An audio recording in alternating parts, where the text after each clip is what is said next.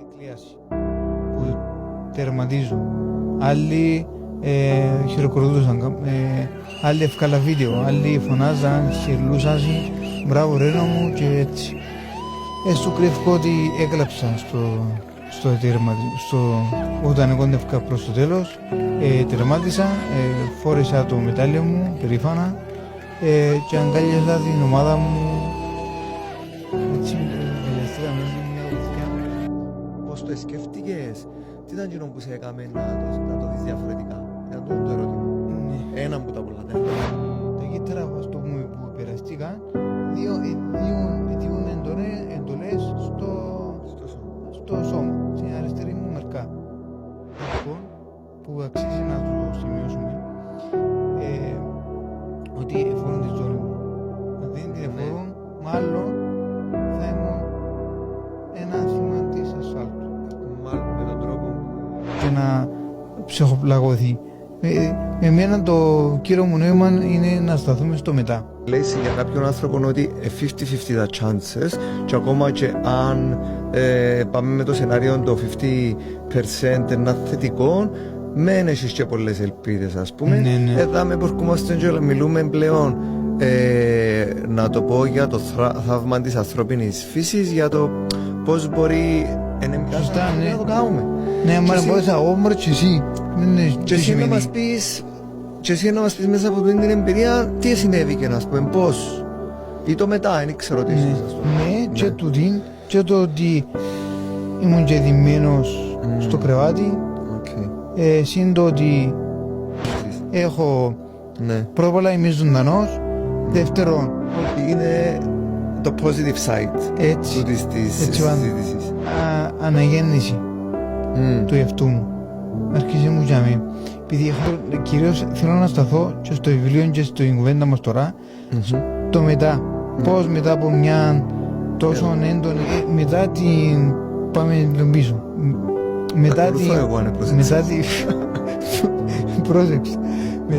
Δυστυχώς αν δεν συμβεί, παρατηρώ εγώ, αν δεν συμβεί έναν τραυματικό γεγονός, θέλησα να μετατρέψω την μετά από χρόνια, και ήταν εύκολα.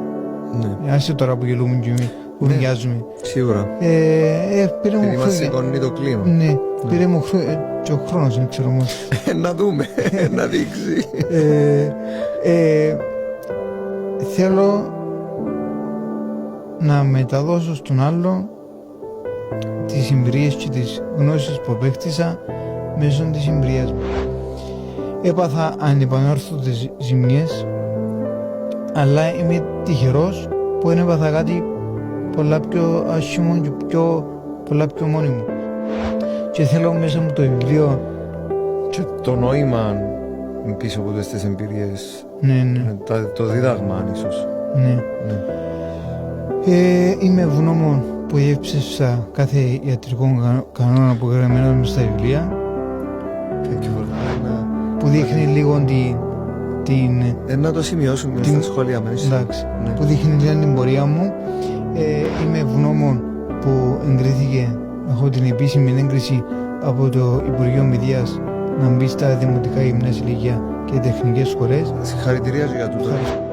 Είτε για θέματα πίστης στον εαυτό σου, self-development, τη δύναμη του μυαλού, την έννοια της γυμναστικής, την αξία της οικογένειας, της σωστής αποκατάστασης. Έχει πολλά θέματα, θεωρώ. Ενδεχομένως στο Ίδρυμα Οδικής Ασφάλειας Γιώργος Μαυρίγιος, που τούτο που προσπαθούμε να δούμε το μήνυμα της οδικής ασφάλειας και της οδικής συνείδησης και της προστασίας. Εν τούτο πάμε. Ίσως μια λύση να μπει το θέμα της οδικής ασφάλειας στα σχολεία, που πιο μικρή ηλικία. Θα τα διαβάσετε στο βιβλίο, όσοι το επιλέξετε να το προμηθευτείτε, που μπορείτε να το προμηθευτείτε από μένα προσωπικά, αν θέλετε, ή από το διαδίκτυο, μου γράψεις σαν εργάτης, βάλει σου και άρθρα πολλά διαθέσιμα για το κοινό και τρόπους παραγγελίας, είτε μέσω των εκδόσεων είτε μέσω άλλων σελίδων που κυκλοφορούν στο διαδίκτυο. Όσο πιο φρέσκο το... Ότι μας δει στο στρατό. το καθίδι με τον καιρό του, εντάξει.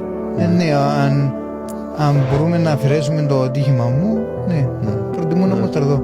Οκ. Ναι, είναι μια σωστή ερώτηση, αλλά έρχεται μου και καμάρα. Αλλά αν ήμουν στρατό, ίσως έφτιαχα βιβλίο. Ναι. Ίσως θα μιλούν με κόσμο. Πήγαν όλα καλά και τίκωσα με δυσκολίες με αρχιτεκτονική. Αν προσαρμόζεσαι και προχωράς παρακάτω με τα δεδομένα που έχεις και προσπαθείς για το καλύτερο. Έτσι ήταν οι κατάλληλες συνθήκες. Οκ, άρα θεωρείς πως δεν ήταν. Γιατί τουλάχιστον δεν ξέρω, και εγώ μπορεί και εγώ το ίδιο να αντιδρούσα, δεν ξέρω.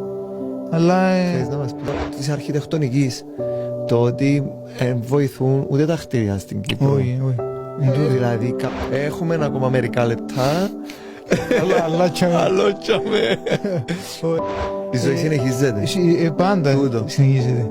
Αυτό είναι το νόημα της σημερινής μας κουβέντας. Αλλά ένας να επηρεαστεί για μένα είναι κέρδος.